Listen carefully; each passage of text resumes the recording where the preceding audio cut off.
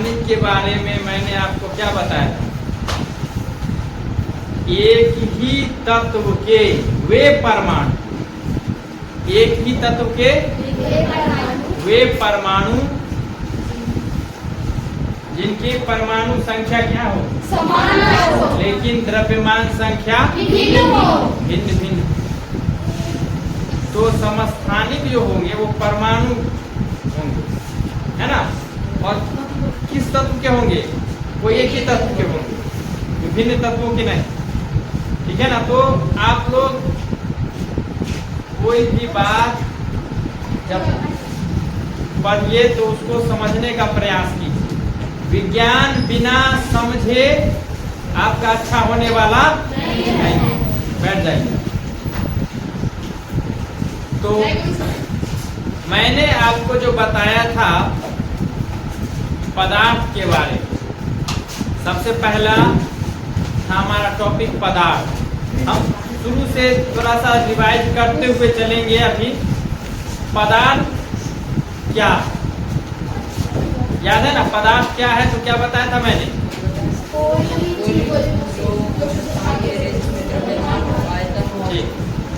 बैठिए, फिर वही बात आप लोग वस्तु बोल रहे हैं। पदार्थ वह है, सीधे बोलेंगे, सभी वस्तुएं पदार्थ है, लेकिन सभी पदार्थ वस्तु नहीं है ना? इसलिए ये नहीं कहें कि वो वस्तु नहीं बोलना है। पदार्थ वह है जिसमें क्या हो? जिसमें द्रव्यमान हो और जो स्थान घेरे। स्थान घेरने का मतलब कुछ ना कुछ आयतन, है ना? और द्रव्यमान होगा तो वह अवरोध उत्पन्न करेगा। अवरोध मीन्स रुकावट।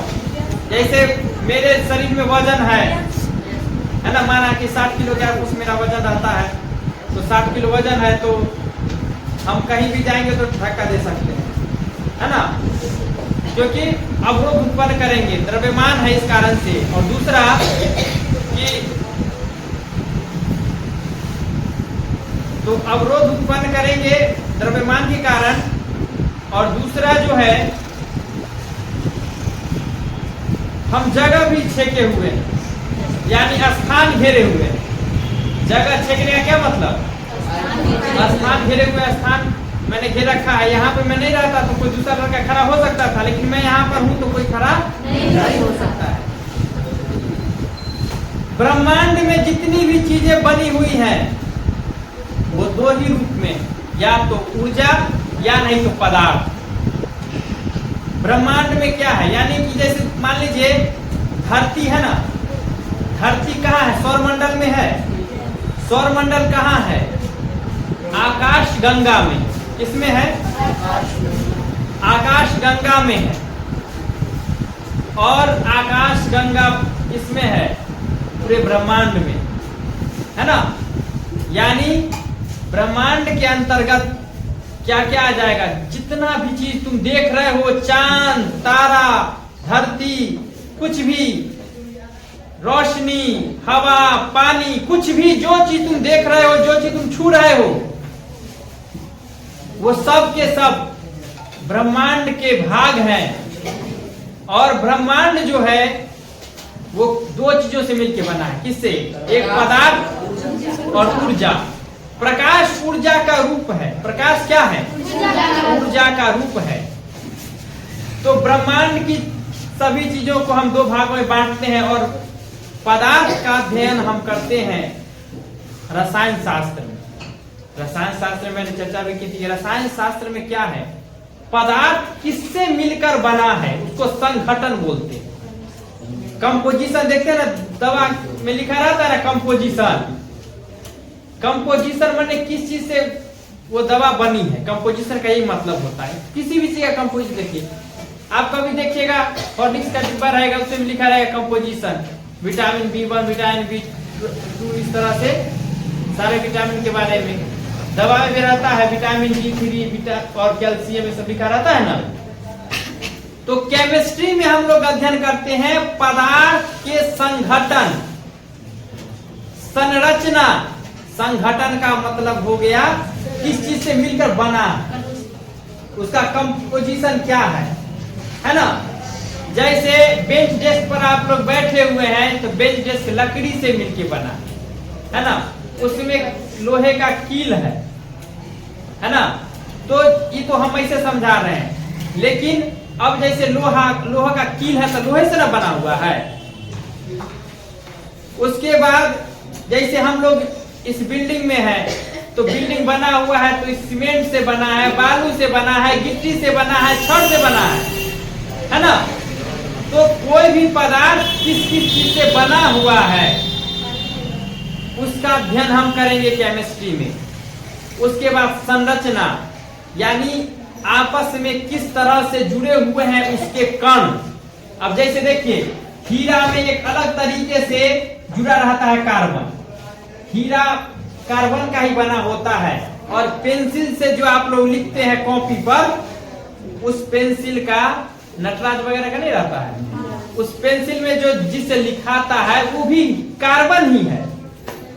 आप लोग आंख में काजल लगाते हैं या छोटे बच्चे होंगे तो नानी दादी काजल लगा देती होगी, तो वो काजल भी कार्बन ही है।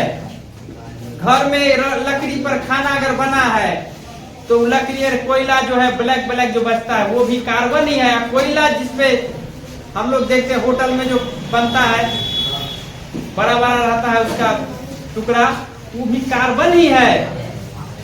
तो उसमें देखना है कि उसके अंदर में कार्बन आपस में किस तरह से जुड़े हुए हैं, तो वो संरचना है। वो क्या है? संरचना है ना। तो सबका जैसे किस तरह से आपस में जुड़ा हुआ है, जैसे कार्बन का ही परमाणु तो किस तरह से जुड़ा हुआ है, यही क्या है? संरचना। समझ रहे हैं संरचना का मतलब? तो ये संरचना है। फिर उसके बाद उसके गुण, हर पदार्थ का कुछ ना कुछ गुण होता है। जैसे वो जो पेंसिल जो होता है लिखने वाला, उस पेंसिल में जो कार्बन होता है वो ग्रेफाइट बोलते हैं, और ग्रेफाइट विद्युत का सुचालक होता है। का करंट इस ग्रेफाइट की पेंसिल के थ्रू से पास होता हुआ बल्ब तक पहुंच गया है। यानी हमने ये प्रूव कर दिया है कि ग्रेफाइट जो है वो गुड कंडक्टर ऑफ इलेक्ट्रिसिटी है। और हीरा विद्युत का कुचालक होता है।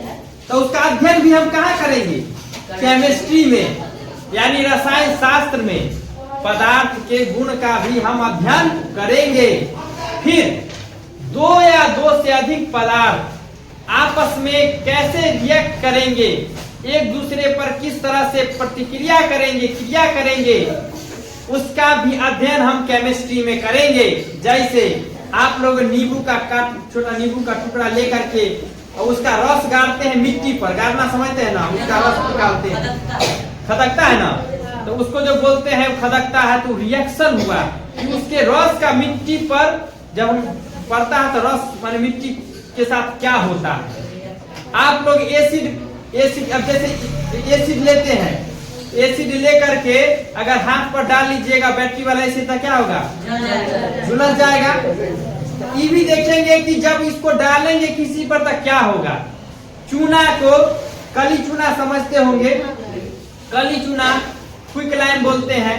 कली चूना को पानी में डालते हैं तो पानी गर्म हो जाता है और वो क्या होता है? घुल जाता है, खदकता है ना। वो सब भी हम अध्ययन किसमें करेंगे? केमिस्ट्री में। क्योंकि दो पदार्थ पानी और चूना का आपस में किस तरह से रिएक्शन हुआ, इसका भी अध्ययन हम किसमें करेंगे? केमिस्ट्री में करेंगे। तो केमिस्ट्री प्राकृतिक विज्ञान, नेचुरल साइंस के 3 भाग होते हैं। सुनिएगा, नेचुरल साइंस के कितने भाग? 3 भाग। फिजिक्स, केमिस्ट्री और बायोलॉजी। फिजिक्स, केमिस्ट्री और बायोलॉजी। तो हम अभी केमिस्ट्री का अध्ययन कर रहे हैं। केमिस्ट्री में अध्ययन किसका करेंगे? पदार्थ का। किसका अध्ययन करेंगे? पदार्थ। और पदार्थ में भी पदार्थ के संगठन का, यानी किस चीज से मिलकर बना हुआ है ना, किस चीज से मिलकर बना हुआ है। जैसे हमने देखा कोयला वगैरह सब देख लिया, हीरा वगैरह तो सब कार्बन से मिलकर बना है। यही सब स्टडी करेंगे। कोयला भी कार्बन का बना, हीरा भी कार्बन का, ग्रेफाइट भी कार्बन का। आंख में काजल लोग लगाते थे है ना, वो भी कार्बन का। यानी अब तक तरह तरह का काजल भी आ गया नहीं। तो वो अलग बात है। बात को समझिए, यहाँ पे हम क्या बताना चाह रहे हैं? हम बताना चाह रहे हैं कि वो जो पदार्थ है उसका संगठन क्या है, वो अध्ययन करेंगे। उसका अध्ययन हम करेंगे केमिस्ट्री में। उसकी संरचना का, किस तरह से अंदर में उसके कण आपस में जुड़े हुए हैं, उसके गुण का अध्ययन करेंगे। साथ ही उसको जाने तो चला जाएगा तो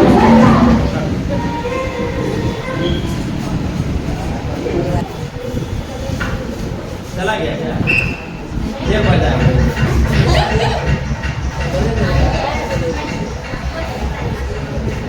तो जैसे कि आप सुन रहे हैं, अभी लोग डीजे बजाते हुए जा रहे हैं, है ना? डीजे वाले को इस बात का एहसास नहीं है कि जिस राह पे वो जा रहा है वो बर्बादी लिखी हुई है वहां। अभी बच्चे का पढ़ने का समय है। डीजे जितना देर बजेगा बच्चा पढ़ेगा, तो कहेगा बच्चा का पढ़ाई में कमजोर है। तुमने माहौल को खराब किया है, इस कारण से बच्चे कमजोर हैं। और तुमको क्या लगता है? तुम तो सोचते हो कि डीजे बजा रहे हैं, आनंद आ रहा है, पैसा आ रहा है, लेकिन तुम्हारे घर परिवार के बच्चे भी बर्बाद हो रहे हैं। बच्चे का पढ़ने का समय है और तुम डीजे को बढ़ावा दे रहे हो, तो बच्चा भी क्या करेगा? सुनेगा, दूसरा भी डीजे बजवाएगा, जिस कारण से अंत में क्या होगा? सब जगह माहौल वही होगा। हर बच्चे का शादी ब्याह के मौसम 1 महीना का पढ़ाई डैमेज होता है ना लगन में पढ़ाई डैमेज क्यों होता है? बच्चा पढ़ना चाह रहा है, कल एग्जाम है मान लो, अब घर के बगल में डीजे बज रहा है, बच्चा पढ़ेगा? तो हम सबको इस बात को समझना चाहिए, उस सब चीज से बचना है। डीजे बजाने से तुम लोग शादी कर रहे तो डीजे नहीं बजवाना, है ना? समझ नहीं बात? हम लोग तो गलती कर लिए, गलती हो गई। ऑर्केस्ट्रा टोली था मेरी शादी में, तो अब गलती हो गई तो रिटर्न में हो नहीं सकता है।